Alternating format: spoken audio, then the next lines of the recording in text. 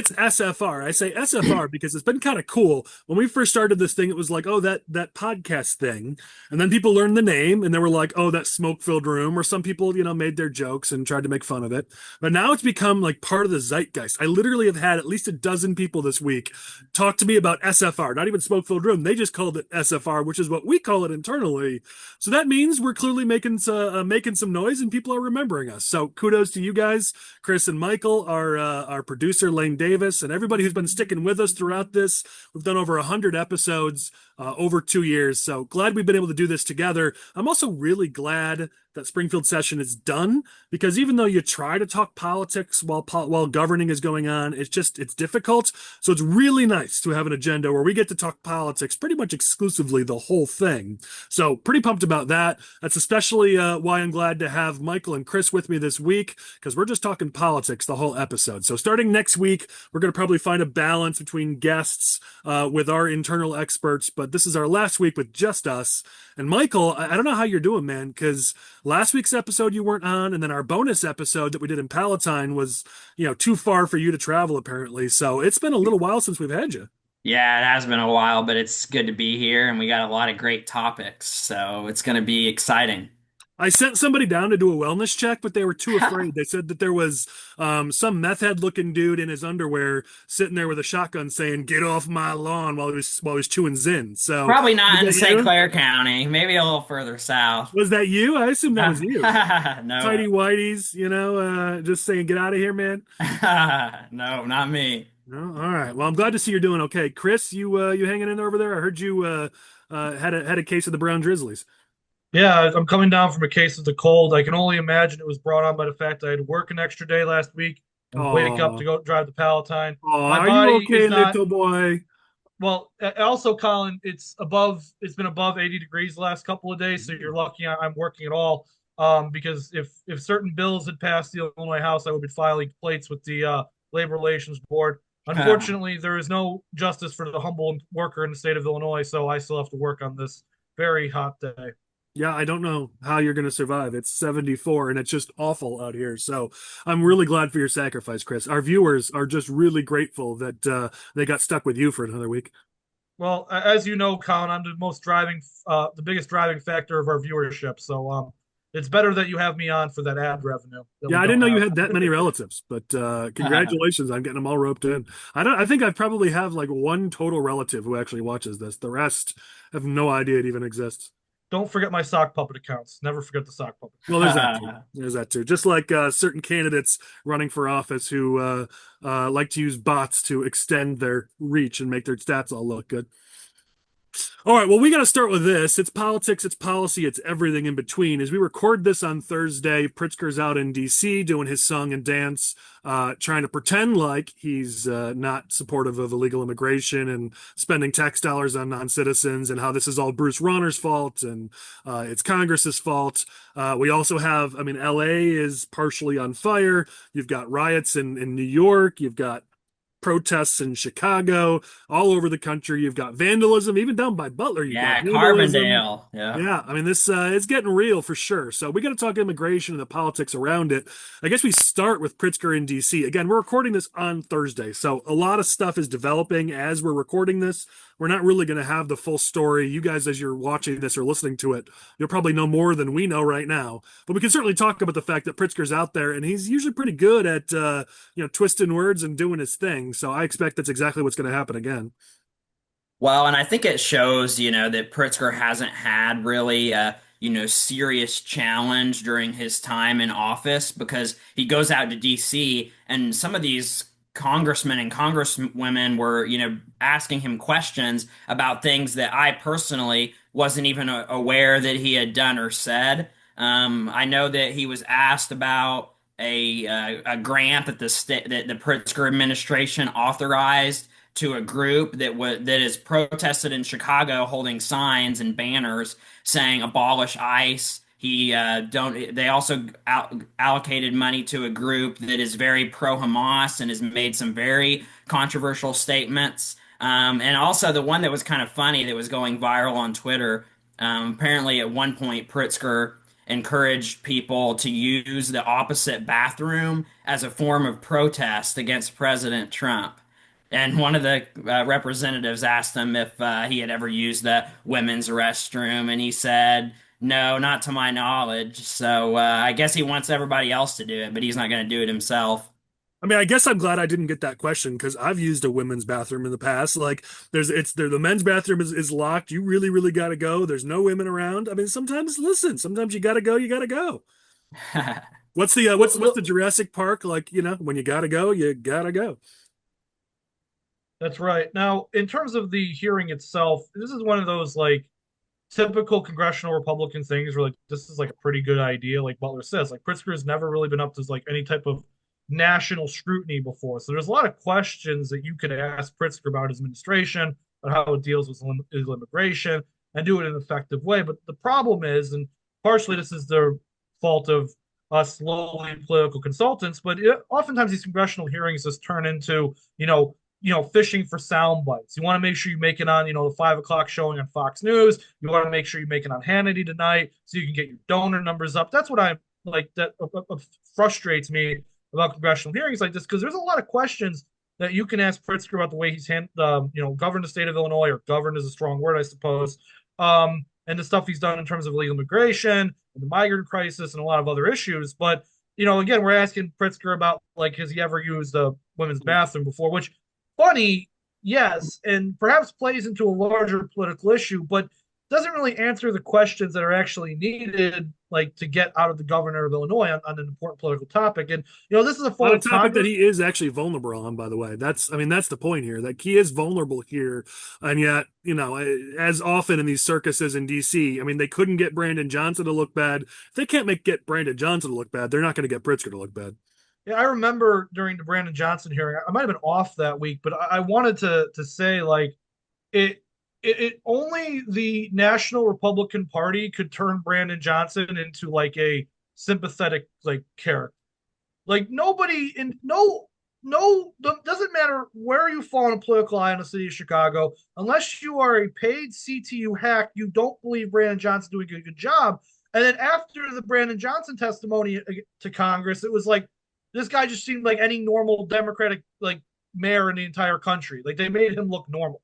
And that's like the problem with national Republicans. If you're a Republican running for Congress in the state of Illinois, and you're fortunate enough or perhaps unfortunate enough to actually be successful and go to Congress, like this is something to remember. Like, is it important to get sound bites at times to make donations and get publicity? Of course. But at the end of the day, you have a responsibility to your constituents to ask meaningful questions, actually be a good representative for the people of this country. And it's not all about that, because you put these Democratic governors in a place, and these Democratic elected officials, where they get just as many sound bites and just as much fundraising potential out of this as you do. And that's, I think, problematic. Well, and Pritzker's spin has been it's been in effect here. And let's be real, he's always pretty good at the spin. Usually he's got a very favorable Chicago media to help him with that spin. He won't necessarily get that as much out of DC, but you see, even in the press release that they put out today about this, it's Governor Pritzker will testify before the U.S. House Oversight Committee to discuss his track record on public safety and the implementation of bipartisan state laws. Like, talk about maximum spin. Like, it's not like Marvel, where it's what is it, like a maximum effort for Deadpool? Our buddy Abel will like that reference. It's like maximum spin. But let's be real, as you said, Chris, with the Republican Congress and how poorly they tend to run these meetings and these discussions or whatever the hell they call them. He's probably going to get away with the spin. Absent a couple things we'll talk about in a second. But I mean, the spin is there, and obviously he keeps pushing. This is a bipartisan thing. This is a bipartisan thing with the Trust Act. So I was glad to see Jason Plummer come out with his op-ed in the Chicago Tribune. I thought it was a smart play on his part and a strong pushback on, no, this is not bipartisan. This is Pritzker and the Democrats. And by the way, here's all the many ways that they have stopped law enforcement from being able to work with ICE, stopped the Department of Corrections from being able to work with ICE, and made our state, more favorable towards being a sanctuary state and towards non-citizens. Plummer coming out with the op-ed was good, and there were a few other things that were done, but we're going to have to push back on this because, I mean, it's not like the media going to do our job for us. Well, I think that's part of the problem on this issue and the abortion issue in the state of Illinois is that Bruce Rauner is part of the reason why we're in the position that we're in today. Like he signed the Trust Act, and then obviously J.B. Pritzker has applied that with glee, and even expanded the rolled out the welcome mat on top of what was already state law. But he can go and say, "Oh yeah, this is bipartisan. My predecessor, got this kicked off, and that sucked." Isn't it ironic like, how many times Pritzker has blamed Rauner for everything, and now he's using Rauner as his umbrella or as the skirt that Yeah, he hides under? Like, come right. on. Well, of course, like as I've stated before, Bruce Rauner has done such detrimental things to the state of Illinois politics that one must question why we ever determined it was a good idea to elect this man in the first place. The biggest, self-owned in political history was getting Bruce Rauner elected governor in the state of Illinois for the Republican I mean, it was Party. him or Pat Quinn, man. It was let's Yeah. not pretend like we had great options. I'm just talking from a Republican Party standpoint. Like, Yeah. look how much problem. Like, again, Trust Act and abortion. Like, those are the two things that Pritzker always talks about as being bipartisan pieces of legislation. Just because he's the idiot who signed them into law, like, this was an own goal by Rauner. Well, Senate Republicans have been pushing back, as has the Freedom Caucus. We'll talk about both those things. Senate Republicans came out with a graphic. Obviously, they've been pushing on immigration, specifically tax dollars towards non-citizens. And they've got a graphic that I'll have Lane bring up on screen and post about how Governor Pritzker's made Illinois a sanctuary state, banning police from working with ICE, even on violent criminals, blocking jails from notifying ICE without a federal warrant. We had Terry Bryan on here who talked about how jails were not allowed to access. ICE couldn't even get in there to look at records, databases, or do anything within the jails. They made it easier to punish police for working with ICE. And the headline spent billions, almost 3 billion, or maybe even over 3 billion, depending on how you do the math, on non-citizens, all while raising people's taxes. So there's strong pushback by the Senate Republicans. And let's talk about the Freedom Caucus being out in D.C. In a little bit, we'll talk about one person who probably shouldn't be with them, but that's a topic for a future agenda item. But they get a lot of grief. And I got a lot of grief for having, Colin Mosley and some of the Freedom Caucus members on this podcast. But there's a couple things people really got to understand is that if we're going to win in Illinois, it's only going to happen if we employ guerrilla style political tactics, like flying out to DC with Pritzker, being in the room, doing your own press conference afterwards, and giving pushback, giving the other side of the argument. Now, are they always the best communicators? Sadly not. That's the frustrating part. But they're actually doing something. I mean, this is the absolute type of tactic we've got to do to be able to win in Illinois. And so I always say it. I mean, it's whether you like them or you don't like them. The Freedom Caucus is great at being interesting, getting press, getting clicks, and that's the name of the game in politics in 2025. The Republican Party is so used to being boring. I think it's a jolt of energy that sometimes we're not ready for. But I thought it was a really smart play to fly out there. Yeah, I agree. We need more people doing stuff like that in the right districts. That's the key. I mean, the right districts, which we'll talk about, but ultimately going out there and, obviously, again, you see the people are going to be speaking at the press conference. Again, it hasn't happened as of the time of this recording, so we're not sure how it's going to go, but you've got your usual suspects, Chris Miller, Blaine Wilhour, Brad Hallbrook, Andrew Chesney. Hopefully one of them can get a good narrative there and get some good quotes in there, because some of them can be found on kind of going off on tangents that, tend to hurt more than help. But if Blaine Wilhour wants to run for governor, which we'll talk about soon, this is the kind of thing where he's got to nail it. So let's see how he does. Well, I think you hit the nail on the head right there, Colin. It's about the substance of the press conference. Like just the fact, like doing a press conference itself isn't a bad idea, but you have to worry about like sometimes what like is said at some of these press conferences because I agree with what you're saying. What Michael's saying is that like the Freedom Caucus has a set niche within the Republican Party. Of course, it does. Like they can say things and do things that are less politically, volatile for them because they represent deep bred conservative districts and they have a responsibility to represent their constituents just as much as anybody, but you also have to be careful about how you go about doing it. And if a I'm not saying this happened, press conference hasn't happened, this is all purely hypothetical, when a press conference just becomes the same standard sound bites and we're going off on rails on tangents about nothing, like that's where it becomes frustrating. It's like where you have a good idea and you have your set roles and party infrastructure, and you can't do that right. So I hope that's not the case. It hasn't happened yet, but that's just something to, like, if you're a member of the Freedom Caucus, you're a member of Freedom Caucus in any state in this great United States. There's something to keep in mind is that it's not what you do, it's not necessarily it's how you do it. It's like someone on this podcast says that all the time. It's not what you do, it's how you do it. Chris, Wonder you're who that parroting could that. be. Is that you admitting that I was right? Could you say, are you able to say those words? I think, Colin, I think there have been millions and millions and billions of people in human history who have said the words, "It's not what you do, it's how you do it." And giving you credit for that would be disingenuous, in my opinion. So I could just as easily give Michael the credit because I'm sure he said it before. So I mean, Michael's pretty smart. You're still working on it. yes, yeah. Let's just remind people like this is what I'd like to hear out of that press conference. This is what I'd like to hear out of Republicans right now. Is just a reminder. Let's just talk about in the last week as Pritzker tries to pretend like no, no, no. In Illinois, we deport violent criminals who are non-citizens. We work with ICE. He tries to spin the truth and make up his own truth. Frankly, let's just talk about what's happened in the last week. Alexi Janulius and his office are going after Mount Prospect because they believe that Mount Prospect has shared license plate data in immigration related cases, and they're not supposed to do that. In Illinois, you're not allowed to do that. So there you go. There's a situation where Pritzker and the Democrats in this state have worked against ICE and worked against this process. You've got Brandon Johnson, who came out and said he urged city residents to resist as they're talking about these immigration raids that are supposedly upcoming. He said we've got to go out there and resist. Again, just in the last week, you've got Senate Democrats who came out with a press release talking about how we need to have protests and we shouldn't be working with ICE. And oh, by the way, if you see ICE anywhere, here's the phone number you call to let us know. Let the ICIRR know if you see ICE anywhere. We also had, if you remember, you've got there was a story about the city leaders who were calling for an investigation. What was this? Vasquez and a few others were calling an investigation because they thought Chicago cops were helping ICE during mass arrests last week. You've got the clash between multiple Chicago aldermen and ICE that happened just this last week in a parking lot.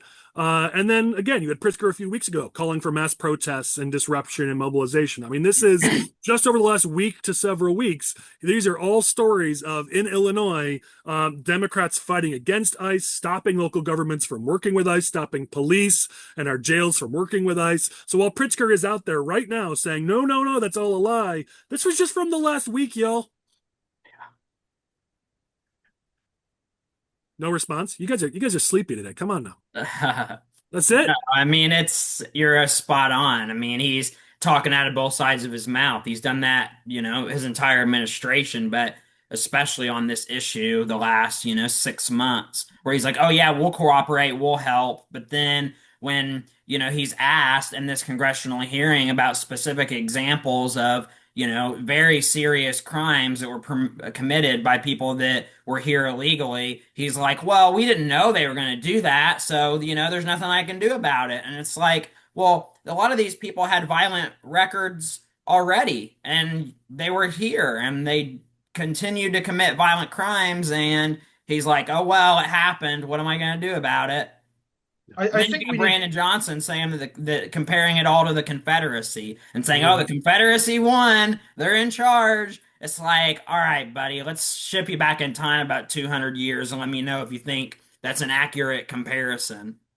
I think that we need to recognize that this is an issue that Pritzker has to kind of tiptoe on. This nowadays, at least, especially with these protests erupting nationwide and they're coming to Chicago, because politically, from a like across the electorate perspective, it's like illegal immigration is not popular.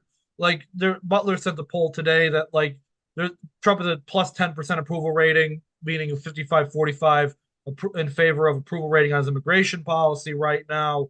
The electorate as a whole is pretty in favor of a lot of the things that the Trump administration is doing in terms of immigration policy. But now you have this left fringe of the Democratic Party that's going out there and protesting that is against any type of ICE. Like these protest signs like abolish ICE, ICE out of Illinois. Like they don't want any type of immigration or customs enforcement in the United States, even when it pertains perhaps to criminals. At least that's what the rhetoric seems. So if you're Pritzker and you want to run for president, you have to look at the left flank of your party, which is still against the best interests of the party as a whole, mind you, still peddling these pro-immigration, like pro-illegal immigration talking points Well, the middle of the country is still very much against illegal immigration, so he's got to tiptoe along this line. So he says, "Yeah, we're working with ICE." So he talks to the broader audience here, but in his actions, he doesn't do anything. So he speaks to the left base of the party. So, Instead, Chris, obviously, I know you're speaking to, defending your friend, the Democrat, but in reality, as we're talking about, Republican politics, I think you're right. So ultimately, we should keep putting Pritzker's feet to the fire. If this is a tough spot for him, then excellent. Let's keep putting him in that spot. Well, he says during the hearing that he doesn't support abolishing ICE, but then his administration is actively funding groups in this state with grant money that are trying to accomplish that goal. So it's like, all right, how does this add up? Well, let's talk about the politics of it. I'm glad Chris brought us there. Let's talk about the politics of this, especially in light of what's happening in LA, in Chicago, around the country. Now, let's be real. An ABC reporter has told us what this is. It's just a bunch of people having fun watching cars burn. That's all this is. It's no big deal if you were to believe the ABC reporter. But in reality, we're talking about ICE going in, trying to pick up felons, and then getting attacked, police getting attacked for trying to do their jobs. I mean, listen, obviously there's politics at play here, and that's what we got to talk about because Trump has wanted this fight. I know I've referenced Andor a lot, but let's be real, was a great TV show if you watched it. And the whole second season is about Palpatine and the Empire wanting a fight on Gorman and goading them into it. I mean, at this point, the left has played right into Trump's plans. He wanted this fight. Chris already mentioned it, but I'm just going to give you one poll. Trump's approval rating on immigration, according to CNN, has surged like a rocket, they said. In June of 2017, he had a negative 21% approval rating on immigration. Today, it's +1. That's a 22% swing. Just as Chris said, there's plenty of other polls out there, too, that say the same thing. That, the more that we see these riots and we see these fights, this is not a winning battle by the left. This is not a winning space for Democrats. And there was a great article in The Hill about how Trump wanted this fight. He wanted it specifically with California, and he got it. I mean, this is at a time when the focus was on the big, beautiful bill and its failures and faults and shortcomings, on the Trump Elon billionaire bitch fight. Like suddenly now everyone's singing Kumbaya because we're reminded who the real enemy here, which is the far left and how they like to burn down cities if they don't get their way. Like this is a gift, frankly, for Trump, and the left's playing right into his hand. Well, go ahead, Chris. I, for one, will never be singing Kumbaya with Elon Musk, but that's besides the point. The point I was trying to make here is you're 100% right, Colin. Is like this is the situations where Trump thrives in, and it was a political mistake in 2020 when he did not confront the rioting of the summer of 2020 in a similar light because I think he lost a lot of support over his response to those riots. But these riots, I think he's playing it very well, and it's interesting to see Gavin Newsom, who spent the last 6+ months trying to find like this middle path, and he's having podcasts with Steve Bannon of all people, and having these conversations and talking about the Democratic Party needs to change. Well, the first chance he gets, like the first obstacle in his way of this rioting, he immediately shifts way back to the far left. And I don't think this is still a winning issue for the Democrats. I don't see how you could capitulate to these far right forces, far left. Thank you, Butler. Far left forces within the Democratic Party and expect to actually be viable nationwide on these issues. Like the American people do not want the abolition of ICE. The American people might not, perhaps, they might not want to deport every single illegal immigrant. That might be the case. At the same time, the American people don't want rioting in the streets. They don't want these lunatics, burning cars in the middle of downtown Los Angeles. They don't want that. But it seems like the left is too cowardly to go up against these people for fear of their own political ambitions. And it's not great that cities are burning down. Like that's obviously a bad thing. But from a political perspective, the fact that this is happening in California is great for the president, and it's terrible for Gavin Newsom. Yeah. Well, from the beginning, this has been like Trump's landmark issue, right? Immigration, build the wall, secure the border, deportations. He was very clear in this last campaign that that was what he was going for. And then you look at poll after poll after poll that says that the American people, support this agenda and how he's handling it. 55% of Americans approve of the ICE raids in Los Let's be real. Angeles. That's not overwhelming. Let's make sure we're clear. That isn't overwhelming, but it is a majority. Well, it's in this poll, it says 55% approve, 37% disapprove. So that's plus 18. You know, he, at a lot of these, he's, up 10 points or higher on the approval. So that's a big deal. And Democrats are walking right into this. You know, it's Well, like stepping on a rake. the image is what Trump wanted here. So his whole thing has been what that Biden allowed an invasion of migrants and non-citizens to come into this country. And then what's the image that you're showing to voters? It's masked demonstrators with Mexican flags standing on top of burning cars. Like that plays right into the exact image that Trump is trying to build here. Again, it's just it plays right into his hands and it plays right into Republicans' hands. And the last time that the left tried this, they tried the riots, they tried the protest, the mostly peaceful protest angle, and it worked against them. I mean, it very well may do it again now. We're at the beginnings of this sort of stage in our politics here, but while the left's been looking for like what they're going to push, if this is the lane they want to take, I don't know that we can say 2026 is going to be a bad election for Republicans, because if they keep this up, we're going to have some real good issues that are going to play great for us come next November. According to the news media, it's just people having fun watching cars burn. Right. But there was a video on, I think I saw it on X or slash Twitter, which I thought was just so telling. So it was two white liberals who were stopping traffic, and there was a black woman who got out of her car and was saying she's just trying to get to work. She was a mother, and she wants to get to work to take care of her family. And they were screaming that, illegals and their children were more important, and they're stopping all traffic. And it's like, that's the image of this. Like you're stopping cars, people from being able to get to work. You're inconveniencing people, which is never how you get them to change their minds on an issue. You're giving them these visceral images that they can react poorly to. This isn't going to play well for your side on an argument. Well, yeah, and we even saw some of that vandalism in Chicago. There were squad cars that were spray painted with, all cops are bastards and abolish ICE and things of that nature. In Carbondale, even one of the federal buildings was vandalized. And the local Democrats have been trying to downplay that and say, oh, it was just spray paint, no big deal. They can wash it off.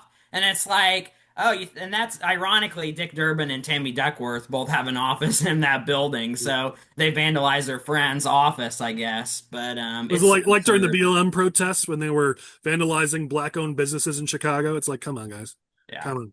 All right, let's go straight up to politics.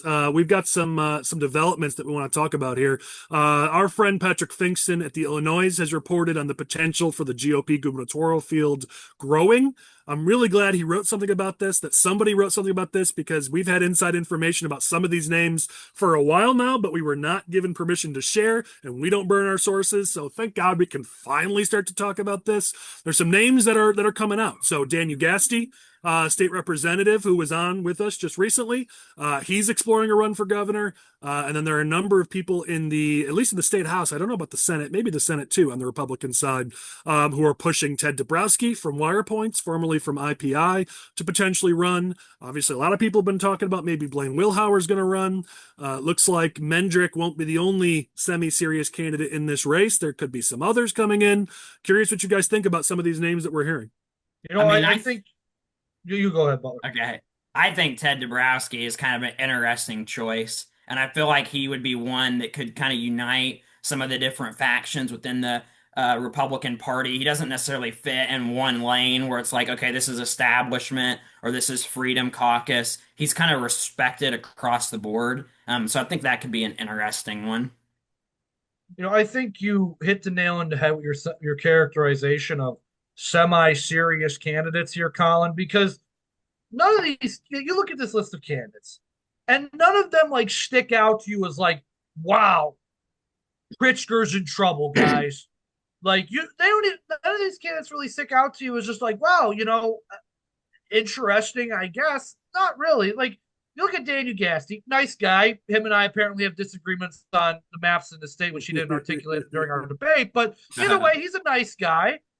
But I don't look at Dan Ugaste and say this guy's going to raise $20 million and, build a coalition that's going to make Illinois red. Radical Rhino, Blaine Wilhour, it's just going to be another Darren Bailey. And that's a joke, Collin, mostly. I know you're watching. Ha, Chris called him a rhino again. But, it's just going to be another Darren Bailey situation where, okay, good solid conservative Eastern Bloc candidate.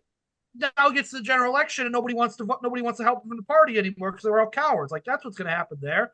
Ted Dabrowski, nice guy. He's that Poindexter candidate I've talked about before who could just rattle off your numbers and tell you why the state's up a creek without a paddle. But nobody here is screaming $20 million fundraising potential. Nobody here is screaming coalition builder. Nobody here is screaming building a huge campaign team. It just looks like the same candidate over and over again, different flaws, different strengths, but the same semi-serious candidate gets you 45% of the vote. Pritzker wins re-election, and everybody's like, wow, we got 45% with a semi-serious candidate. Imagine if we had a serious one. Well, but then I guess the question is, I mean, obviously, ideally, we have a Republican governor, right? I mean, that would be, outstanding. But is that necessarily the goal in 2026? Is the goal to increase the Republican margin statewide, get within, maybe 5 or 6 points, and then as a result, you start winning some of these state rep and state Senate seats? Because this last time we lost by 12, and it was just a status quo, nothing really changed. We picked up, one state rep seat, one state Senate seat, but with Kevin Michael, Schmidt, Erica Harris. We lost like 7 state rep seats. Let's discuss that. If we take your premise and we run with it, which of these candidates that we've talked about, from Mendrick to these other three, which of them, or Del Mar has been toying with the idea. There's other names that have been out there. Who of these candidates have coattails? Because to accomplish what you're talking about, to say, hey, listen, let's make some marginal gains around the state, start to build towards 2030. I certainly understand that, but then you need a candidate who can actually help you. Who in this list brings votes? Who in this list, does Mendrick put DuPage County in play? I mean, the dude was probably going to lose for sheriff. So, I mean, does he suddenly gain us more votes in DuPage? Probably not. Is Ugaste bringing us more votes out of Kane or in his region? Probably not.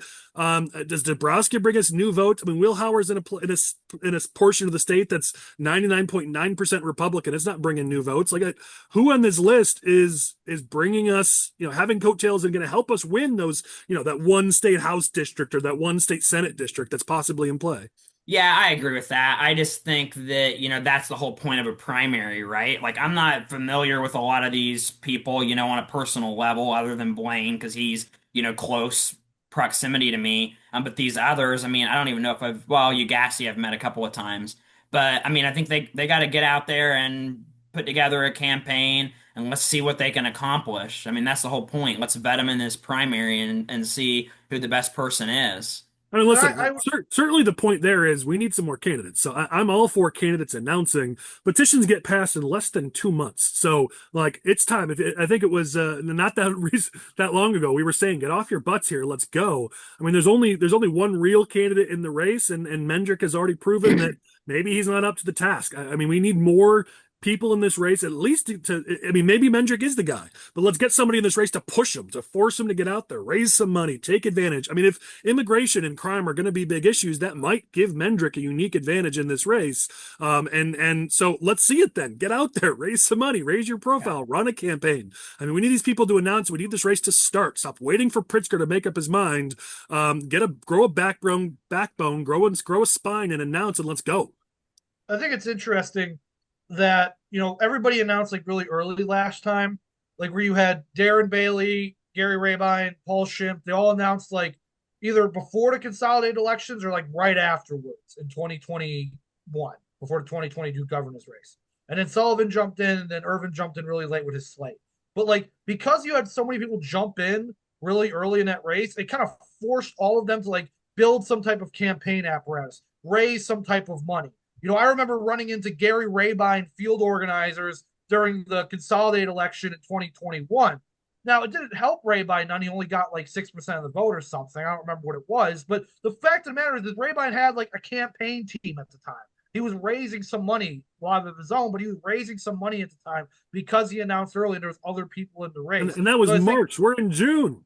Exactly. I'm agreeing with you, Collin. Like, this is the problem when Mendrick's the only one who announces early, and Mendrick's never been a strong campaigner. Let's be honest with ourselves. He's never been a rock star campaigner. when he's the only one in the race and he's looking around, is like, well, I can just kind of walk into this thing. It doesn't force him to pick up the phone and dial for dollars. It doesn't create that strong campaign infrastructure that people are talking about, that I'm talking about, because I want to see these campaigns like build campaign infrastructure. Like I've had people call me on the phone. I'm sure, Butler, this has happened to you. I'm sure this happened to Collin. I'm sure this happened to people watching this podcast. It's like, I'm looking for work in Illinois politics. And I tell them, like, listen, candidates are going to start announcing Congress, governor, statewide, Senate, once they start announcing, just look for the job off, just look for the postings, and they'll be there. Problem is there's no candidates right now.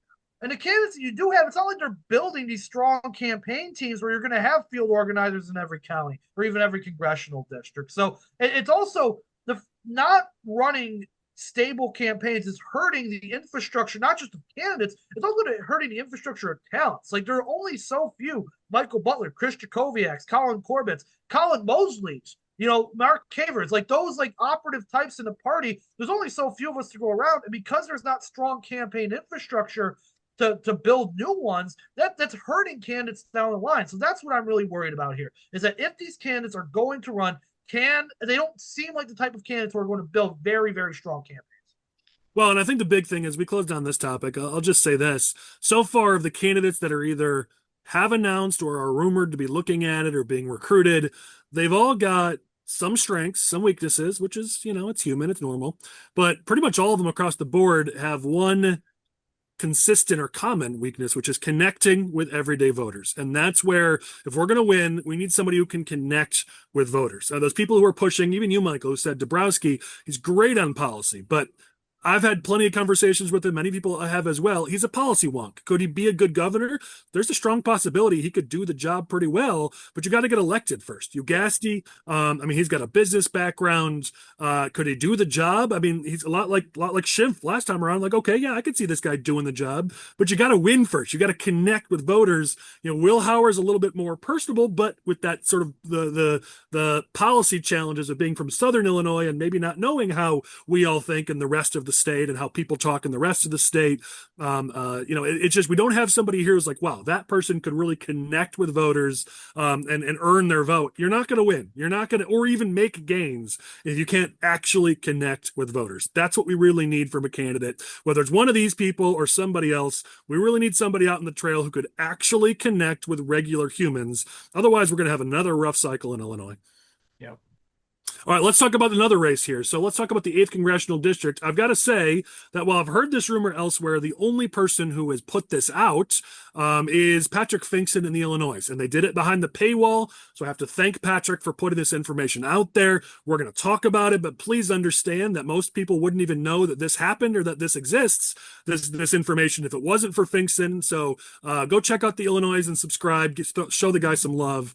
In the 8th Congressional District, looks like George Papadopoulos is looking at making a run for the 8th District. I'm not big in Trump world like Michael and Chris are, so I'm going to let you guys talk a little bit about this, because all I know is what I've read from some of the reports, but it's not a name that really sticks out. As a matter of fact, I saw the photo that was posted with some of the Cook County committee people, and I'm like, I saw his face. I'm like, I know that guy, but why do I know that guy? And I was like, oh, duh, that's Papadopoulos. I'm like, okay, I'm sorry. I guess I should have known that, but, I don't live in Trump world. So what do you guys think about this? Well, I didn't even realize that he lived in Illinois, let alone was considering a run in the 8th Congressional District. He was part of that kind of early 2016 Trump campaign when Hillary and they had the Steele dossier and they were saying all these things that ended up being blatantly false. We even got Jake Tapper on CNN saying, like, yeah, we screwed up. Sorry, guys. But they were running those stories wall to wall, during that first Trump administration. It's interesting. The 8th is pretty rough, ain't it?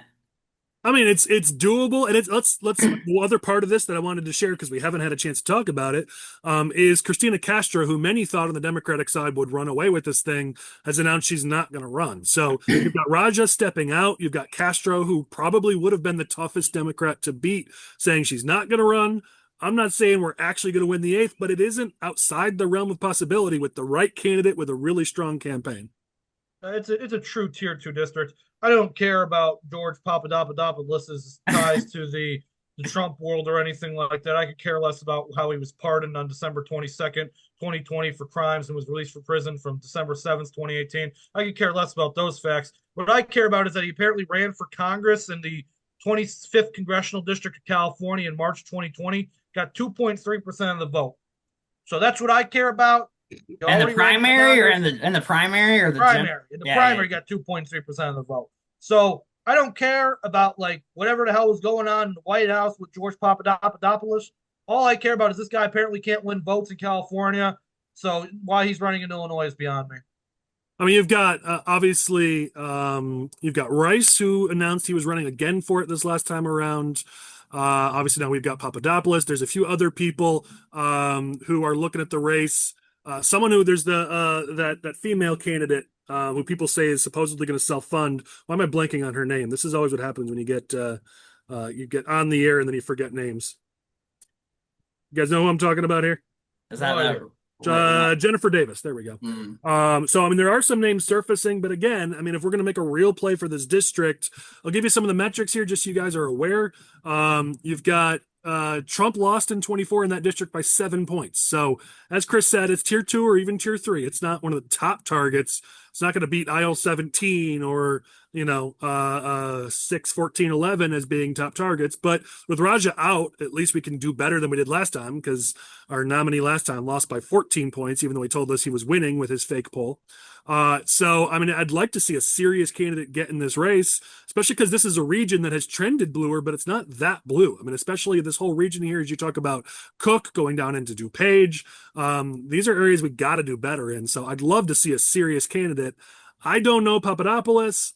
All I got to say is I don't know that the optics of being tied so closely to Trump and being tied to Trump's legal issues, because that's what will happen here. I mean, he's convicted. He spent time in jail. I mean, that's, if we're going to talk about, we're the law and order party, but yeah, go Blagojevich, go Papadopoulos, woo! It really does run contrary to some of our messaging. So some of that I don't love. Again, don't know the dude. Maybe he goes out there and raises $1 million and maybe everybody changes their tune. But at the moment, looking at this district, I'd love to see a serious candidate put it into play. And I'm not yet convinced this is the guy to do it. Well, to be fair, both of them were pardoned. Papadopoulos and Blagojevich are both pardoned. So that's a disclaimer: they're convicted but pardoned. Yeah, well, either way, I mean, it looks like we may have both of them on the ballot if things go really badly for us in this next primary. So, yay, Illinois Republicans. We can continue to shoot ourselves in the foot. That's right. All right, let's move on to another district here. Let's talk about House District 52. So in the last week, some interesting developments here with 52. So Maria Peterson, who was rumored to be looking at Senate District 26, has now announced in House District 52. What does that tell us? It tells us two things. It likely tells us that it's going to be Nabila Saeed in the 26th, because if Maria is announcing for the House District, then more than likely that means there's been a deal cut, and Nabila will be going for the Senate seat. So certainly look for that. And Maria's making another go of it against Marty McLaughlin, assuming he runs for re-election, which we'll talk about. Another candidate, Jesse Rojo, who just lost for village trustee in Barrington against our clients, is also running for House District 52. So Maria's going to have her own primary in that seat. And then obviously we got to find out, what does Marty McLaughlin do? He wanted the Senate district appointment, didn't get it. There's lots of people who think he's not going to run for re-election in the House district because he's worried he might lose. And so go for the Senate seat. That way you can say, oh, no, I didn't lose. If you lose in the primary, you're losing the general. You can be like, oh, it was just a tough district, but I did what I could for the party. If he loses his seat in 52, now he's, a loser. So the ego play would be just to run away from House District 52 and go over to the Senate seat instead. So lots of questions here, lots of politics here. Chris, I know you're the biggest Marty McLaughlin fan out there. What do you think? Well, as many plant trusters know, there is no doubt in my mind that should Marty McLaughlin run for re-election to a state house district, that he will win handily. By handily, I mean by more than one vote, because that's what winning is all about here, folks. As long as you win by more than one vote, that's a landslide victory in Marty McLaughlin's case. So, in general, if you are Marty McLaughlin watching this show, I tell you, us plant trusters, we are with you. You could take Maria Peterson. You already beat her once. What kind of threat's she going to be? Jesse Rojo, he couldn't beat me in Barrington, the village of Barrington. So, what's going on there? This guy's nothing. So, Marty McLaughlin, you just got to trust the plan. I'm trusting the plan. There are many, many, dozens, hundreds perhaps, Marty McLaughlin pan trusters out there who are telling you, listen, Marty, you can do it again in House District 51. I am trusting the plan. Michael Chris, Butler, I don't know if he's a plan truster. He might disagree with me, and he might have some choice comments. I know Collin does, but me, I'm a plan truster. You know, Marty is a very busy man, as you can imagine. He has a lot of campaigning to do because the mandate, by my understanding, may grow stronger this time. It was, what, 41 votes this time around, Collin? You know, I'm thinking we could get it up to an even 50. You know, let's take this wave the full 9 yards, okay? Like, let's go all the way, okay? I want a wave. I want a mandate. I want to make sure no Democrat ever challenges Marty McLaughlin again. And, you know, the people of Barrington need to know that the representative opposes abortion, even in case of rape and incest. And you know what? That's you, Marty. You tell them, screw them. I mean, I think that Marty should run again in House District 52. If it's going to be Maria Peterson again, which, you know, there's a, you know, decent chance that it would be, just beat her twice. I mean, that's what Kevin Schmidt did. Good old Latoya Greenwood. I mean, listen, this is the reality here. That House district is R plus 4.5. Marty won it by 0.000 whatever. The Senate seat is R plus 1.6, 1.7. So the Senate seat is more blue. It's more Democrat. The question a lot of people have had is, I mean, number one, can Marty hold the seat again? And number two, like, why are you vacating it when we need to fight that seat? The only explanation people have been able to come up with is, I mean, can he hold it? I mean, Chris, I know some of that's tongue in cheek, some of that's serious, but let's have a serious conversation about even just today. I mean, we hinted at someone was out in D.C. who probably shouldn't have been. I mean, you've got the Freedom Caucus out there doing what they're doing, and we gave them kudos for it. But you got Marty McLaughlin right there in the center of it. Multiple photos were posted. Even the Freedom Caucus itself put out a photo of the group with their logo on it, with Marty right there in the photo. This is not going to help. He's been doing videos the last few months. He's doing all sorts of things with the Freedom Caucus, and if anyone even hints, you know, that he's tied to the Freedom Caucus at this point, he's like, what are you talking about? What are you talking about? People are wondering what the heck is up here. Are you trying to lose? Because even though we have defended the Freedom Caucus and said they have a place in our party, the Freedom Caucus doesn't win in House District 52. They don't win in Senate District 26. That absolutely does not play. I don't know what the hell you're doing here. If you're trying to win re-election in 52, this is not what you do. So, I mean, Trump lost that seat by 5 points. I don't know what the heck you're doing. So, like, in all seriousness, not tongue in cheek, here's my thing. Is the Democratic Party put the entire weight of their money behind Maria Peterson in 2024. Everybody knew what Marty McLaughlin's position on abortion was. And Marty ran a campaign that lasted all of about a month and a half. And he still won that race by a slim number of votes. Yes, and should he have won by more? 100% chance. He still won that vote. This district down ballot is still Republican enough to where Marty can win. Now, if this is me being serious, Marty, plan truster that I am, okay? You need to run a full campaign. Doesn't mean you got to hire Chris. Doesn't mean you got to hire Collin. Doesn't mean you have to hire Michael Butler. It just means, please, raise some damn money and go all out for this, okay? You can't take any more chances. And I understand that God has special providence for drunkards, fools, and Marty McLaughlin for whatever reason, but we cannot leave things up to chance. The prayers of plan trusters like myself only get you so far. So I think that Marty can win this race. Yes, he can. But he needs to run a full campaign. He cannot take anything for granted, and I think it will be a mistake if he chickens out, decides to primary Darby Hills for Senate, and just say, oops, well, I lost the primary, you see how, or I lost the general election in the Senate race, therefore I didn't really lose, guys. Like, that's, no. Well, I mean, McCombie and the House Republicans are secretly hoping that's what happens, because then they can go recruit a candidate who won't underperform so much in 52. Then they don't have to waste a bunch of money on 52. They can spend it in other seats. So there are some people who are secretly hoping for what you're talking about, Chris.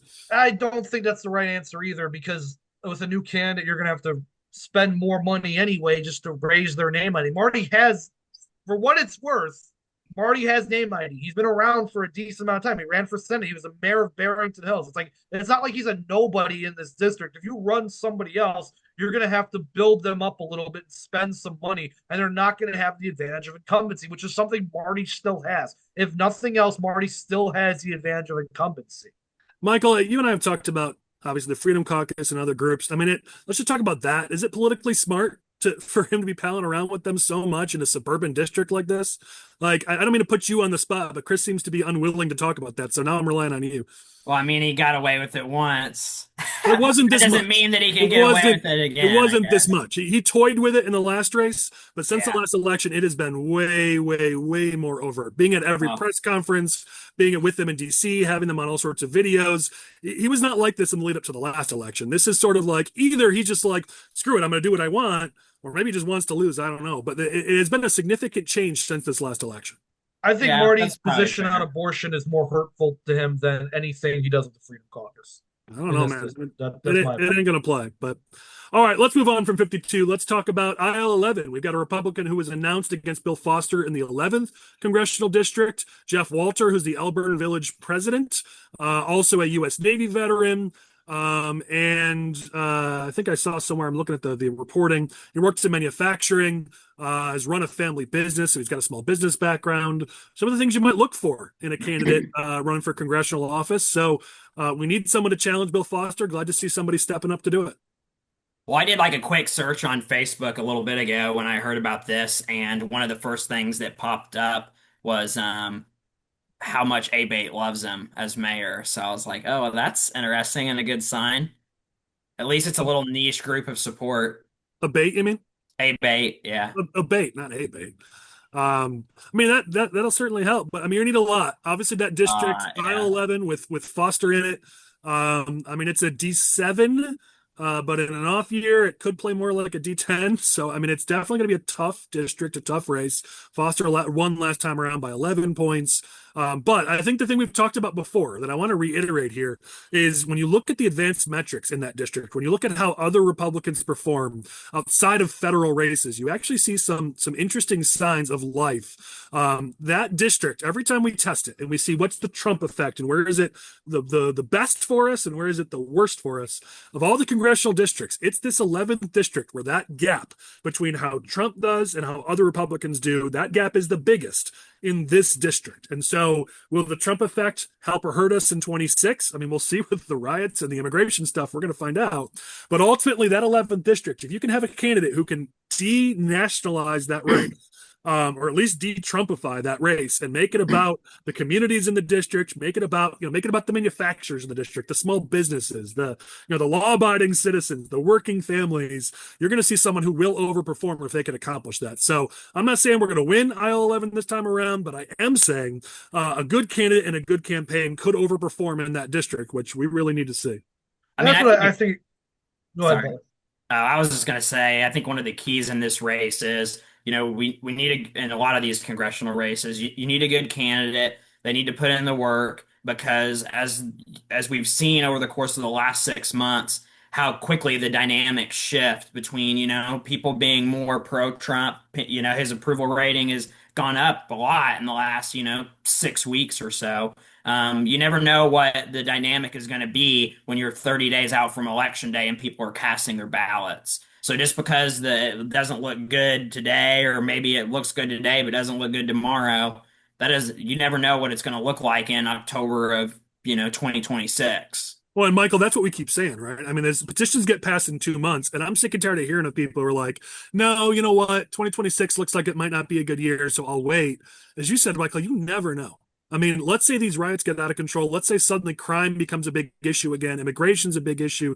Let's say the tariffs work. Let's say the economy does well. We don't hit a recession. I mean, it's not a guarantee that 2026 is going to be a tough year. As a matter of fact, even just as you said, in the last month, the metrics have gotten better for Republicans, which we're going to talk about shortly. So I think you need anybody who's thinking about running for office, who's looking for that opportunity, don't just pansy out because you think this might be a bad cycle. You cannot predict this far out whether or not it's going to be a good or a bad cycle. Go out there and run. And you know what? If it becomes a bad cycle, then it ain't your fault if you lose. But get out there and give it a try. I also think aisle 11 is one of those districts where we really don't have an idea of what the actual partisan breakdown of it is. because in 22 you had just a rough cycle for suburban Republicans. It was a rough cycle for this particular district, and you had Catalina Lauf, who she raises money, but she's a terrible, terrible candidate. She had a decent campaign infrastructure, but she was never going to get close in this district. And then you had Jerry Evans, who's a nice guy, but I always thought Jerry ran a better primary campaign. They did a general election. I kind of forgot Jerry Evans existed after the primary in 2024. So I apologize, Jerry, if he's watching this, but that's just how I felt. So I feel like if you actually put together a front to back race here, you actually get a better idea of what this district actually looks like. And I don't think it's the D plus 11 that it's been the last couple of cycles. Like, it's clearly more Republican than that. If you can get a better candidate with a decent campaign in there, I'm not going to objectively say like, oh yeah, you're going to win by 10 now. It's just we can actually get a better idea of what this district actually looks like. Yeah, I mean, a real candidate, a real race against an incumbent. Again, you got to be realistic. You're not going to win, but can you get it within 5, 6, 7 points? That's improvement, and we can see that benefit us all the way down the ballot. And then who knows what happens with Bill Foster? Does he, does he vacate, or do they change the maps in the next couple of years? I mean, you just don't know what opportunities are going to exist. Get out there, run a good race. It helps you. It helps the party, and who knows what the future might hold. All right.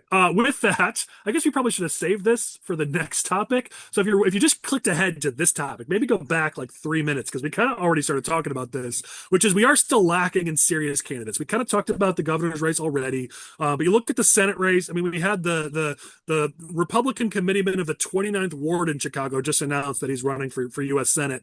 That's how empty and weak this Republican field is. I don't know. Secretary of State.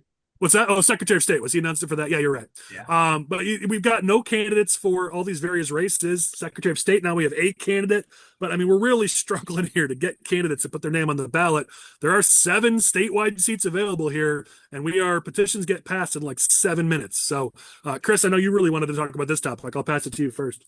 Yeah. So the thing that gets me about like the lack of like other statewide candidates is it's not as though we don't have like vulnerable incumbents in the statewide offices. Like, I think Ferrix deserves a challenge, and if you gave a serious challenge, he could be vulnerable. And I think the same thing for Kwame Rule. I can understand why someone might not want to. And Chris, we don't even know if Mendoza is going to run again. I mean, she said she's right. Either going to run for mayor or she's going to run for comptroller. That might be an open seat. Right. So we actually, and I believe personally that Mendoza is more likely to run for mayor than run for comptroller again. So, like, it might be one of those circumstances where, like, you find out Mendoza's not running, like, a month before petitions are due, and you're like, oh, wow, we don't have a candidate now.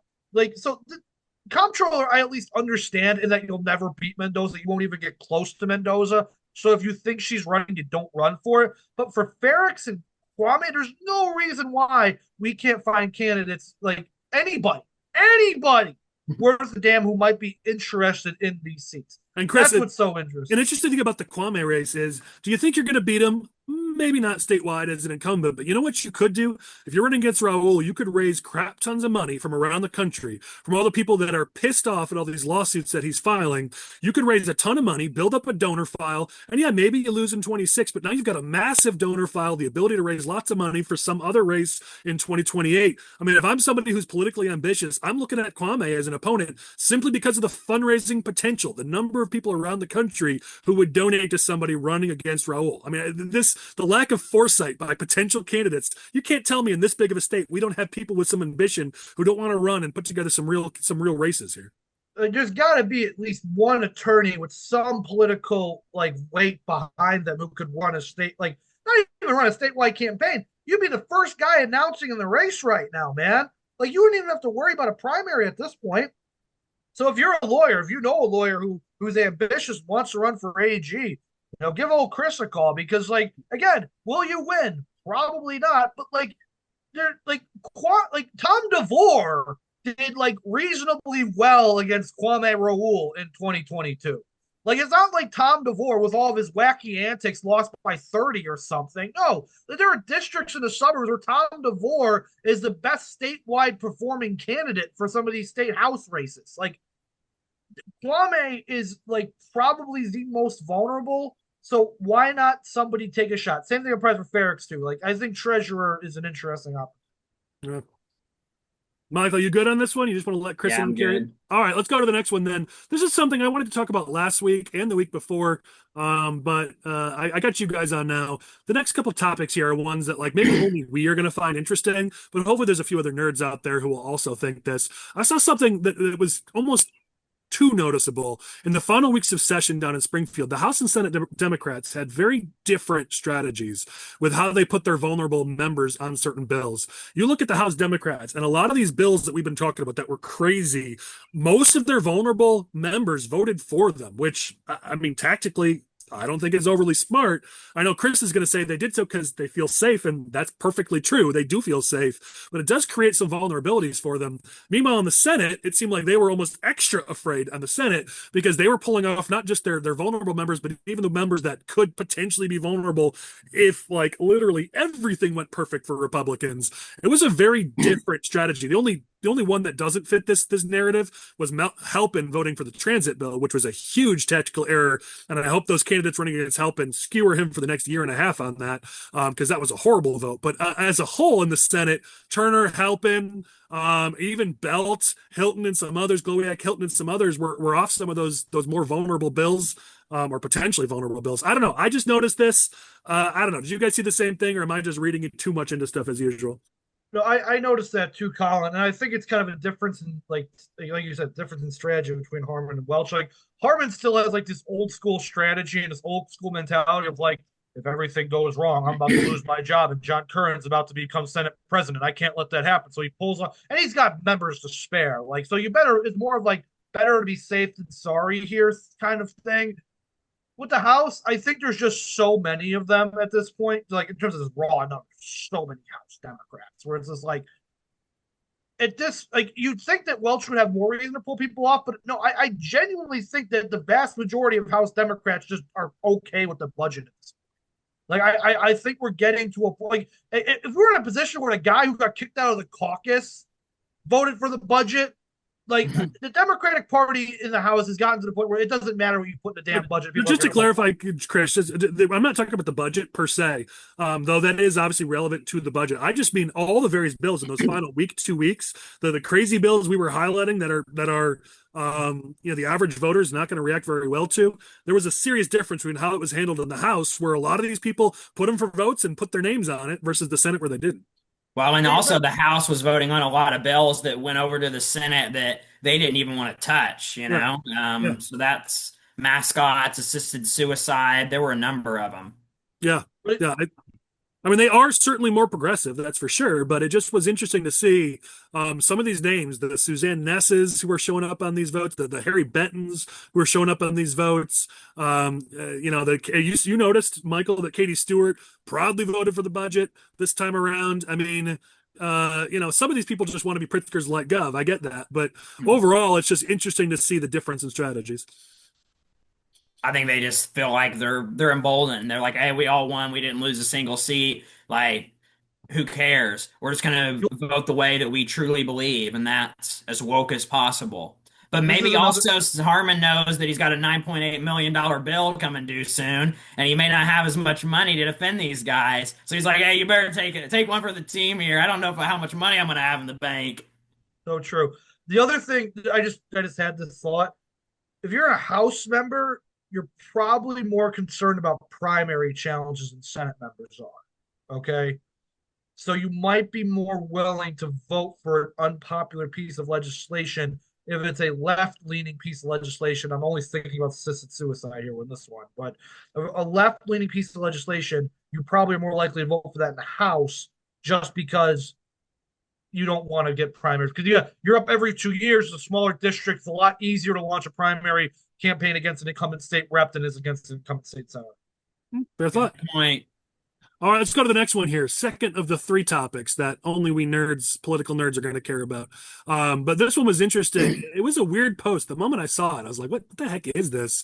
Speaker Coach Welch did a post with Tony McCombie, and it was clear like even just the way it was written, it was really odd. It was not like a official post where it was like, hey, I want to praise bipartisanship. Blaine's going to be showing it up on screen here for those of you who are watching. It was clearly an attempt to troll McCombie. And you knew Tom DeVore was going to take the bait. He did so immediately, of course, attacking McCombie and all of McCombie's haters going after for it. Why? I don't know. I guess I'll just open it up to you two. I guess why do this? I mean, Welch, of course, just like poking the bear and trying to cause problems for McCombie, but usually like the leaders try to at least like, I don't know, not be total dicks to each other. This was a dick move on Welch's part. Yeah, from like on the one hand, like this is like kind of shitty to do to your like to the super minority leader, like Super you've duper already got minority. yeah, exactly. You've got these people in super duper minority, and you're passing all your legislation. They can't do a thing about it, and you're just going to basically take a victory lap and taunt them with this. On the other hand, game recognized game. This was hilarious to me. Like I was just like, yeah. it worked. Like this was a genius political tactic. If you have no respect for the other to your what's the term? Opposition. Not to your opposition, to your colleague. If you have no respect for your colleague or your adversary, and you just want to make their day a little bit worse, like this is the perfect way to do it. Like I'm sure Welch and his staff were just snickering like schoolgirls while they were typing this one up. Yeah, like, probably. Yeah. I mean, politically on Welch's side, it was smart because I mean, here's the thing: the leaders are supposed to work with each other. That's how it works. Like whether the leader is McCombie or Freedom Caucus picks their own, there's going to be photos of them talking to Chris Welch, working with Chris Welch. Maybe not hugging Welch, but like there's going to be photos of them working together because operationally, the House needs to like operate. The things need to happen, and the two leaders work together to make that happen, to do that. So, I mean, it was inevitable, but like I don't know, it was rough, and yeah, I mean, it's certainly going to cause some headaches for McCombie and some of her people. I don't know. It was unnecessary, but I guess, as you said, politically, it was a smart play on Welch's part, and I don't know. To me, it's like you gotta have a little bit of respect for we're all political here, but like at some point you gotta have a little bit of respect for like the governing process. Like you can't just be political 24/7. We can, but like if you're in office, you do have to govern at some point. And this is just a sign that Chris Welch has no interest in governing or being bipartisan at all. Why would you when you got 80 members? I guess. All right, last one here.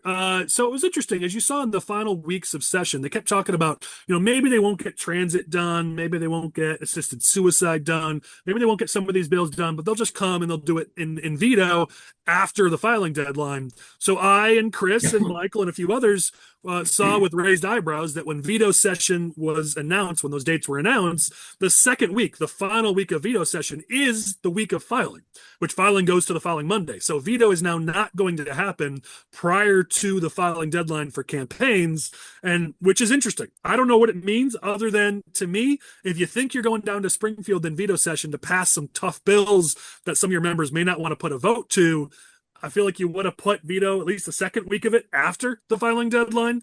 To me, this screams, we know this ain't happening until January. We'll do a special Jan 2 and we'll just get it done then. That's what this means to me. Well, I think, you schedule it late. The filing deadline's already passed. Because if you do it earlier and they're voting on these controversial bills like the $1.50 delivery fee, assisted suicide, whatever else, is still out there that is controversial, you vote on that before the filing deadline, people can get their petition signatures to primary you or run against you for the November election in a weekend. I mean, people have done it numerous times. How many times have the three of us had to go out there and hustle and get thousands of signatures in the final weekend? Right. Actually, I remember a specific election where Chris, your buddy Marty McLaughlin, needed that. So, I mean, this is a common occurrence. Or when they changed the law on us and we had to do it in like 48 hours to slate somebody, right? Yep. So, I think that's what they're going for here. Do it after the filing deadline. Slating is no longer an option. So all these members are going to be like, oh, well, I don't have an opponent or I don't have a serious opponent. So might as well put a yes vote on this bill. But Michael, the point is that would have possibly happened if the second week of veto happened after the filing deadline. But the point here is it's happening prior to the filing deadline. So you're not giving yourself even that option. For those people who are pushing for a transit solution in 2025, who are saying we're going to go off this cliff if something doesn't get done, they should be pointing to this going, what's happening here? What is this? What is this, guys? I don't even think 6 days is enough for them to fix the transit problem. Well, they're going to work on it over the summer, and then you just go down to vote on it. That's not how that works. Do, I don't even know if the summer is long enough for them to fix this. Well, there's that's certainly true. All right, so we've had a ton of topics, political topics, that over the last like 2-3 months we have not been able to cover because we've had so much going down in Springfield.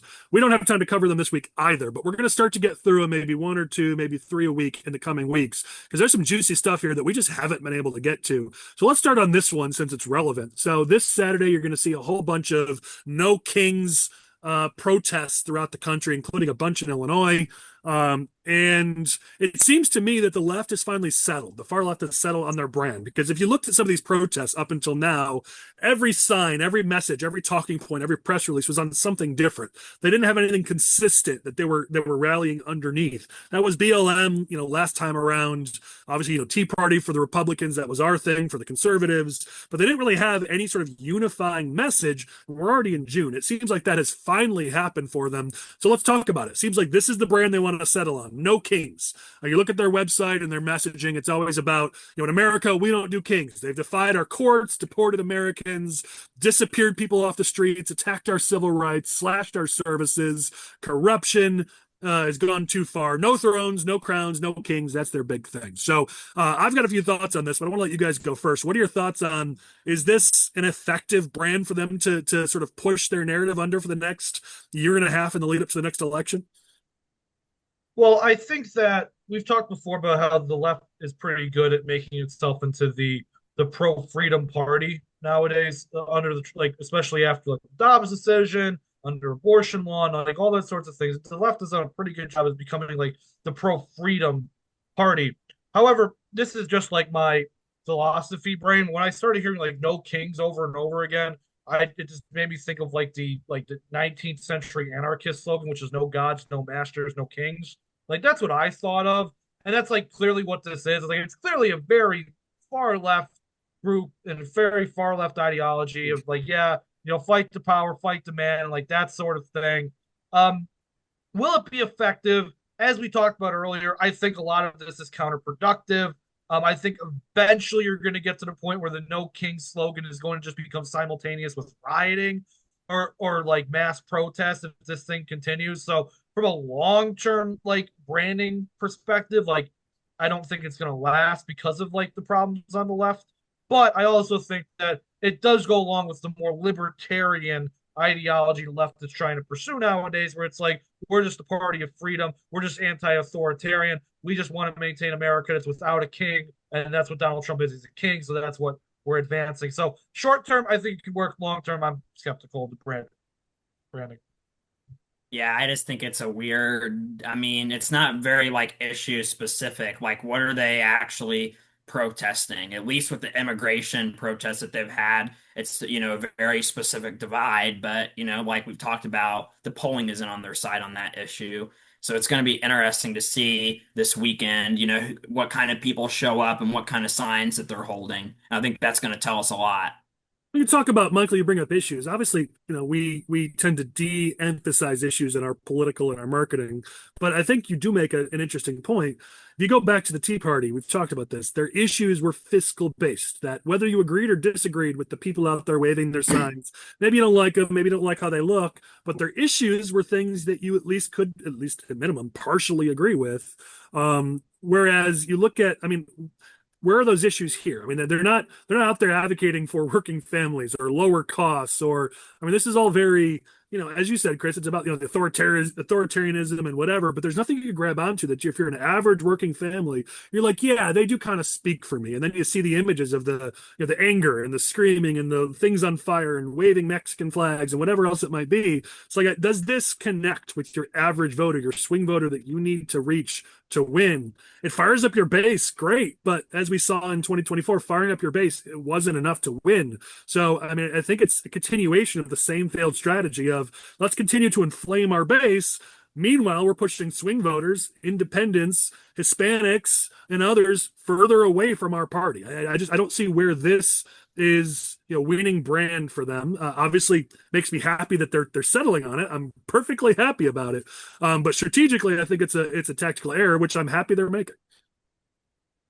It's also Well, very hyper focused on Trump, which, let's be real, Trump is in his final term. Like, you make your entire movement about a guy who's about to go away. Now, Trump will never fully officially go away. And if one of his kids runs for president, the Trump brand may stick around a bit, but like this idea that you're building your entire political movement around Trump, this has been the problem for the Democrats and for the left. It's always everything. Everything is Trump, Trump, Trump, Trump, Trump.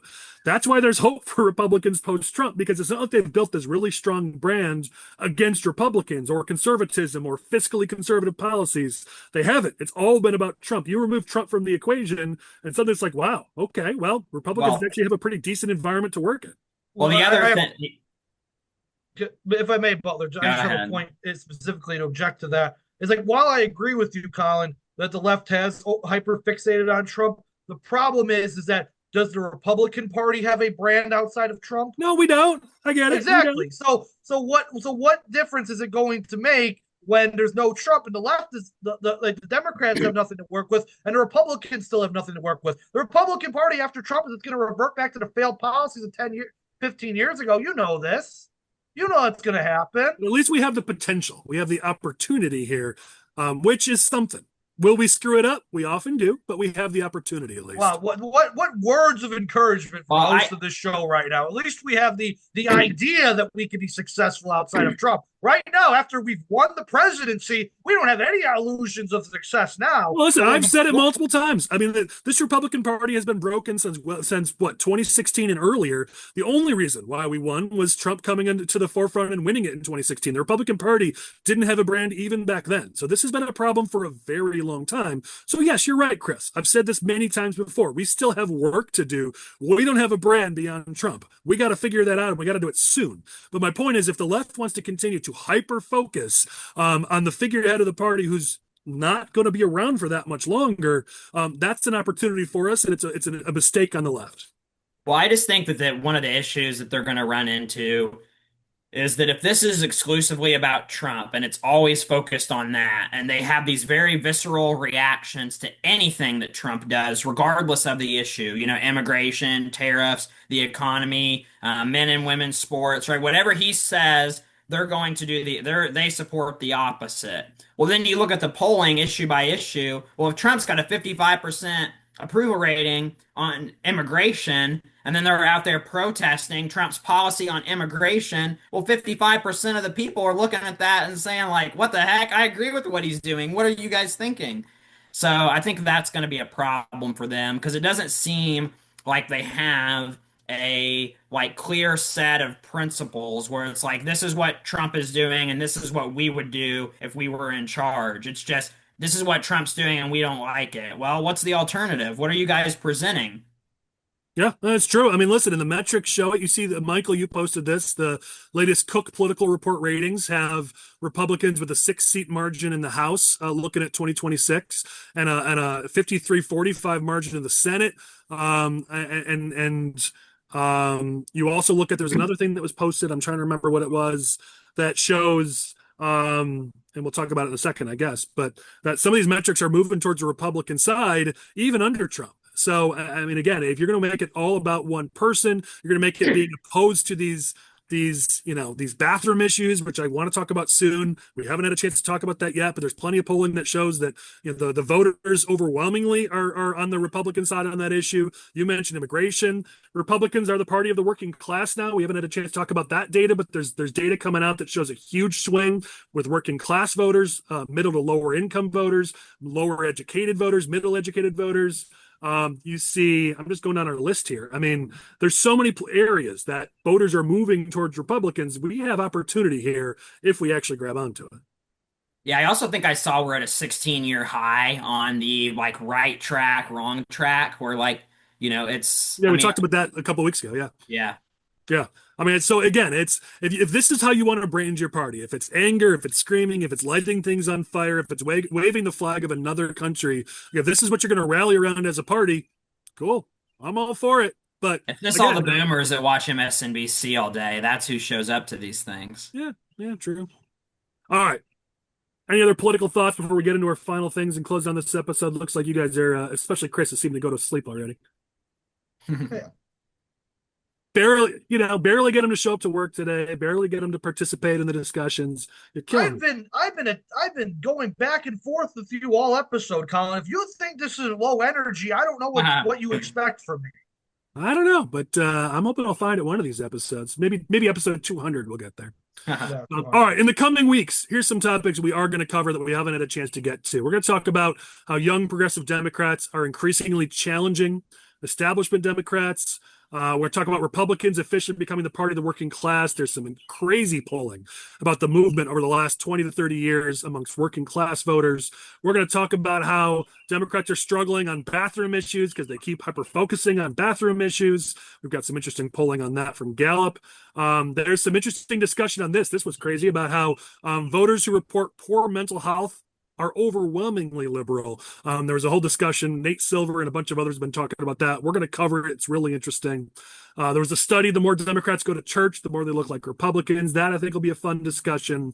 Democrats are frustrated over their party's inability to reach out to men because they lost big time among men in this last election. We've got a lot of data and a lot of discussions in the coming weeks on those topics, so please continue with us. In the meantime, let's end like we always do with a couple segments. First, it's our news you can use.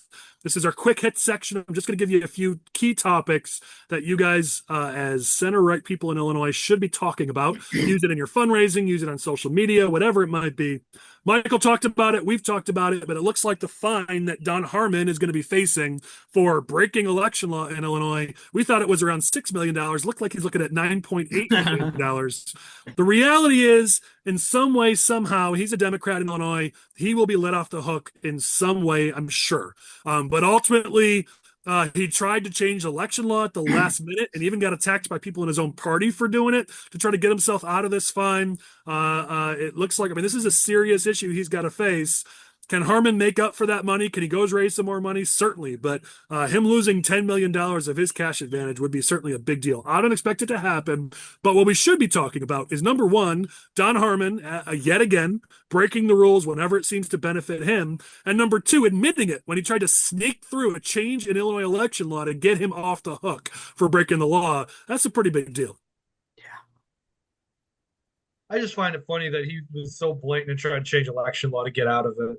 Like that's one of those things where it's like, God, it's so politically like, why would you do that? But it's also like, you got to respect like that. That takes balls, man. Like, I'm the Senate president. I'm going to get myself out of it. It's also just so Illinois, but we're kind of used to that. All right, next one here. So I remember vividly a good friend of ours having a conversation with him back when Democrats started raising taxes on sports bettors. He was like, I don't care. We're never going to pay that. They're rich. They can pay for it. And then slowly these sports betting companies started raising their costs, raising their rates. Now it looks like this latest Springfield Democrat increase on sports bettors is going to be passed down to sports bettors in the state. Every bet you make, you're going to pay a 50-cent fee on each of those wagers. Now, there's a chance that they could back down. They backed down last time. Maybe they backed down this time. But it's yet again a situation where Springfield Democrats are like, hey, we're going to go tax businesses, or we're going to go tax sports betting outlets, or we're going to go tax manufacturers or retail or whatever. And they're rich. They can afford it. It won't get passed down to the working families. And then every time it gets passed down to the working families. They always say tariffs somehow make it to working families, but not their tax hikes. Those don't make it to working families. We'll see what happens with this one, but it looks like if you make a wager in Illinois, thanks to Springfield Democrats, if this threat holds, every single time you're going to pay a 50-cent tax. I got to imagine those people putting those sports bets are not going to be super happy about that. Well, I just feel like, we're going to talk about it in a future episode, I know, but just the issue with, like, the issue that Democrats are having with male voters. And then they do things like this that are, like, obviously an attack on male voters. Like, the majority of people that are doing sports betting are men. Yeah, and then they wonder why we're not voting for him. Well, that's a solid point. Or coming after you and Chris and your Zin. That's not going to gain your votes. Right. All right, last one here. Again, trying to give you some positive national news. Had a buddy of mine text me this week. He's like, man, I can't believe you defend tariffs so much. I'm like, let's be clear. I'm not defending tariffs. I don't do policy. Tariffs, as I've said over and over, it has been done very poorly the way they've handled this. What I'm trying to do is if you're watching or listening to this podcast, you've got to live in this world. Whatever crap sandwich DC gives you, you got to find a way to go win elections in this environment. So I'm trying to give you some message points, some talking points that you can use. So here's a few. Thanks to TMA for putting out this information about manufacturing. You see in U.S. manufacturing productivity up 4.4% in Q1. You see our trade deficit saw a record decline in April. You saw that imports were down by 16% while exports were up by 3%. Again, if you've got to live in this world where we got to talk about tariffs, the point of tariffs is to drive manufacturing back home. Buy in America, made in America, bring these jobs back home. When you see that our exports are going up, our imports are going down, that is the point of the tariffs. So if you want to engage in that battle, here's the messaging you use. U.S. payrolls beat the forecast in May, and a latest poll done of CEOs showed that their outlook improved in June on what they think the economy is going to look like. After it cratered a few months ago, it's been on a steady incline ever since. These are all positive signs that maybe, just maybe, our economy is going to be headed in the right direction. These are things you need to be talking about. All right, our last segment, our fun segment. Let's see if this wakes Chris up. Let's do our OG and clown of the week. Give me something good. My clown of the week is Elon Musk. Finally, he's out of the inner circle of the White House, and finally he has broken with Trump over the big, beautiful bill. As Collin mentioned it earlier, it was the big baby billionaire fight that happened on Twitter, never calling it X. And, Elon just went overboard. He accused Trump of being the Epstein documents. He was saying that Trump wouldn't have won if it wasn't for him. This guy's out to lunch, completely out to lunch. He apparently fought the Secretary of the Treasury, tackled him rugby style, and that's why he got a cyborg beatdown and had a black eye, and his final event was Trump. What's going on here, folks? Elon Musk, you are the clown of the week. And part of the reason why things are looking up for the Republican Party in 2026 right now is because we're getting this idiot out of Republican Party politics. If he wants to start his own third party that no one's going to vote for, then go for it, Elon. But you know what? If you're a Republican elected official candidate, get as far away from Elon Musk as you possibly can. I don't care how much money he pays you. And Chris has been holding that in for a while, so I was excited to hear you finally get to let that off your chest. What else you guys got? For clown, for sure, I was going to say Brandon Johnson for his comment earlier this week where he said that he was actively fighting the Confederacy from Chicago. And it's this guy, the lines that he comes up with are just so absurd, just nuts. And then I don't know whether to give Welch the clown of the week or OG of the week for his post about Tony McCombie. I think you can make an argument for both. Yeah, we've had that before. We've given people both, so that could work. I've got an OG. This one's a unique one. So when we were out Saturday at the Palatine Township Republicans doing our bonus episode of SFR, there's something that happened in the back of the room, and I just love to see when candidates are good people. So I want to talk about John Goodman. We've talked about it in this episode. He's running for U.S. Senate. He hasn't run a particularly great campaign. He's done some things I certainly wouldn't have done. I certainly would have said. So this has nothing to do with that. It's just a human moment. As we were sitting there recording, there was an older gentleman, a military veteran. I didn't catch which branch, who had a walker, was struggling to get up. And there's John Goodman rushing over to help him get up, help him get over to the bathroom. I think it happened a couple of times. It was I just love to see when people are good human beings. So just for that, John, I want to give you an OG of the week. I love to see that, just helping out a veteran. I know it was a good moment, and I love to see it. So I give you an OG for that.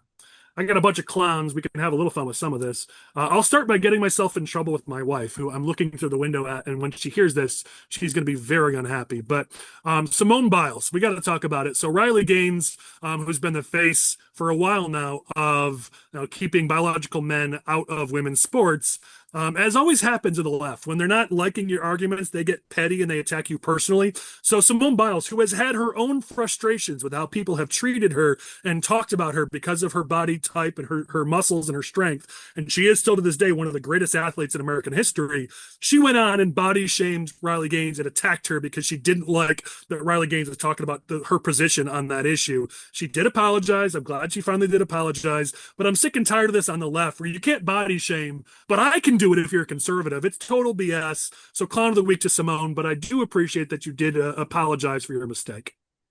One I wished I had remembered to do last week, but somehow I missed it. When the governor was trying to talk about how great his budget was, that's not balanced at all, that borrows in the future, that raises taxes on working families, he had this to say. He touted how Illinois has had 9 credit upgrades. And then he went to attack Indiana and Iowa for how horrible their budgets are and how they've been struggling. And wow, isn't it great to be in Illinois? I just want to point something out here. Illinois still has the lowest credit rating of any state in America. Which states are tied for the best? Indiana and Iowa. So nobody pointed it out. No members of the media called him out on this, but it's total BS. Every time he talks about our 9 credit upgrades, we are still tied for worst in the country, yet this dude's attacking Indiana and Iowa, who have excellent credit ratings. So clown of the week yet again to J.B. Pritzker. We got to talk about Mary Miller. I gave the Freedom Caucus some positivity earlier. Now I'm going to get myself in trouble with them because I do pretty much every week. But Mary Miller making a social media post attacking the fact that there was an individual who prayed in the House chamber last Friday who was Sikh.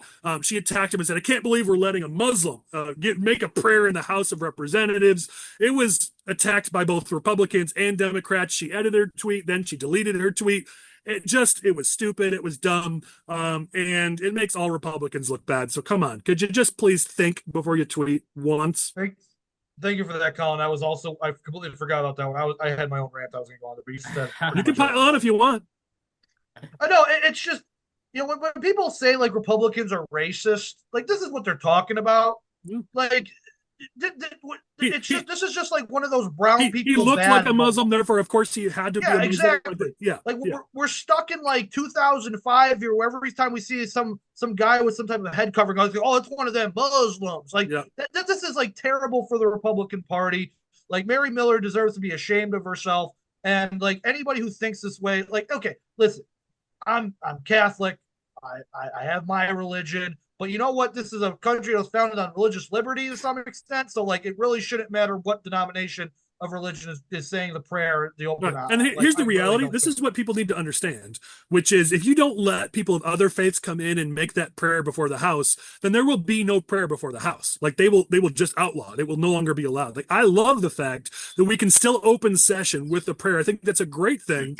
But in order for that to happen, you have to welcome leaders of all religions in the country. And yes, you might be Catholic or Presbyterian or Sikh, or you might and you don't like the other religion getting their chance to pray, but that's what America is. We're the melting pot. You take that away and you say, no, we're a Judeo-Christian nation and only Christian ministers can pray. Well, then they're just going to outlaw prayer. It won't be allowed to happen because the Supreme Court or some court's going to say, okay, fine, then you can't have it. So maybe let's not ruin a good thing. Let's keep allowing this prayer because it's a great thing that there's a prayer to start the day in our government so that we get our heads focused and maybe for a few seconds stop thinking politically.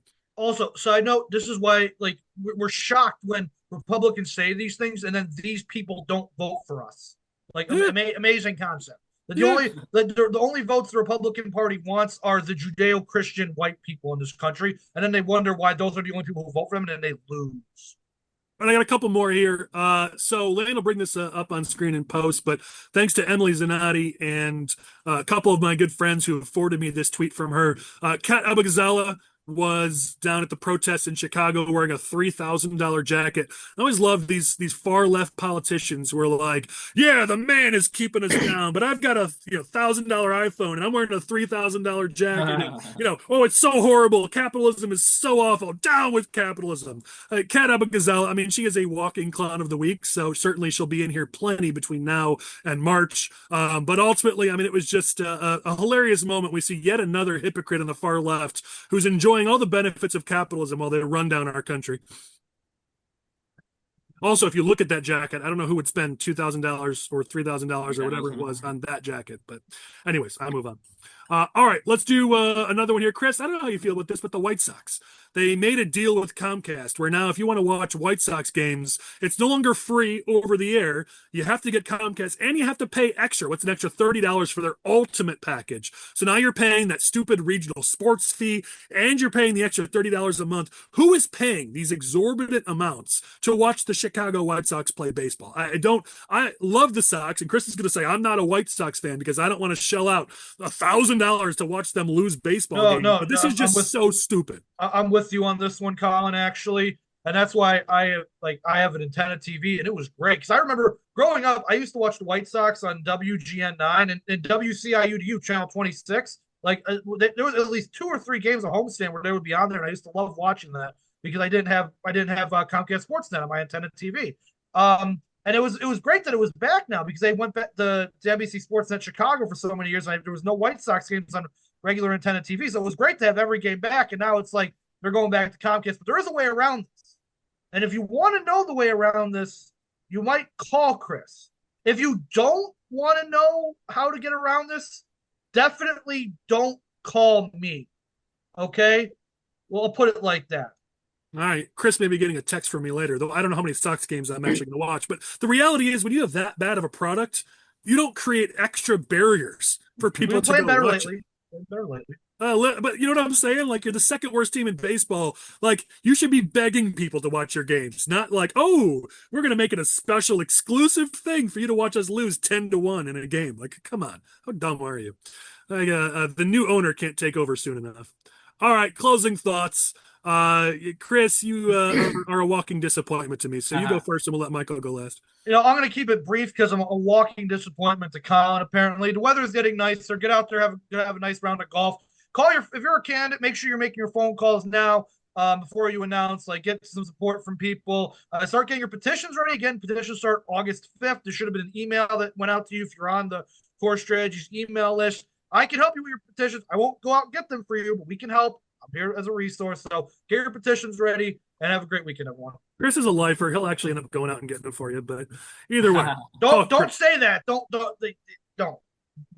Michael, what's your final thoughts for the week? Well, I was just going to say, if you're in a position where you've got to recruit, get after it, because we obviously only have 2 months before the start of petitions. If you're thinking about running, you got to make a decision because it's going to be go time before we know it.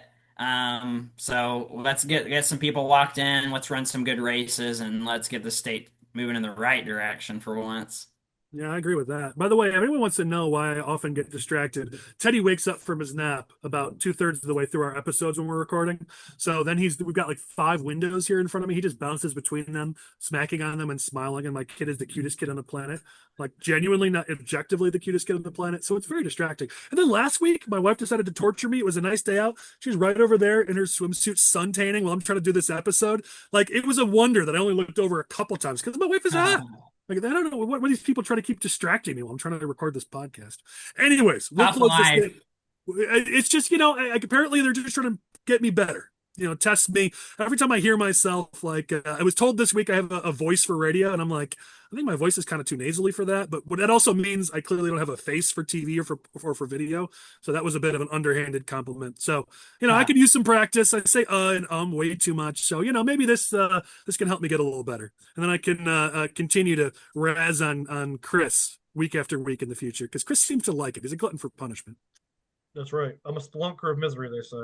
There we go. So, as we close this down, we're recording this on Thursday. Mike Madigan will be sentenced as we release this on Friday. So, if you're wondering why we didn't talk about it, it's because we recorded before it happened. So, if you wonder who needs a little love this weekend, it'll probably be Chris, because his political god in politics is probably going to spend a little time in prison, or at least likely or should spend a little time in prison. So if you think about like someone you need to maybe send a text to and see how they're doing, do a wellness check, it's going to be on Chris over the weekend. So Chris, I hope you do okay and you make it through the weekend. Or are you going to take bets on this? Is he actually going to get jail time, or is it going to be something more like house arrest? I mean, the judge seemed to indicate that he was going to go for as much as he possibly could within this window. So I don't. I put money on it being a shorter sentence, like they did with Burke. Handful of years, give him like this sweetener, that sweetener, and he goes to jail for like 17 seconds. But I mean, he will put on the suit. That's for sure. All right. Okay, what's your bet? Come on, man. You can't just make me go on the record. What do you say? I don't know. I just watched the video of his wife and the sob story. I could see them doing like everyone who's ever gone through sentencing has the same sob story told to the judge. This is always what happens. But they're not Mike Madigan. Yeah. I'd bet my belief is that it'll be what Burke got, if not a little bit longer. Like Burke got 2 years, Mike will get 2, or he'll get 3 or something like that. Michael, you still didn't go on the record, buddy. All right, house arrest. That's my bet. All All right. right, plan trusting. I like that. All right, let's see how it plays out. As we close this down, thank you to Lane Davis, our producer. As I said, we're going to go to, in the coming weeks, we're going to go back to kind of how we were before May. Switching it off was fun. We tested it. It didn't work. When Chris and Michael weren't on, people missed him. I missed Michael. The rest of you people seem to miss Chris. So I want to have them on more often so we can talk more politics. But we love having our guests too. So we're probably going to average like 2 guests plus Chris and Michael, or maybe Rich from our team. So we'll try to keep these things a little shorter, maybe by cutting down from 6 people every time. But at the end of the day, I don't think I can do this every other week without my buddies Michael and Chris. So I missed you guys. We'll have you guys on more in the future. And with that, we're going to shut down this week's Smoke Filled Room, and we'll catch you on the next one.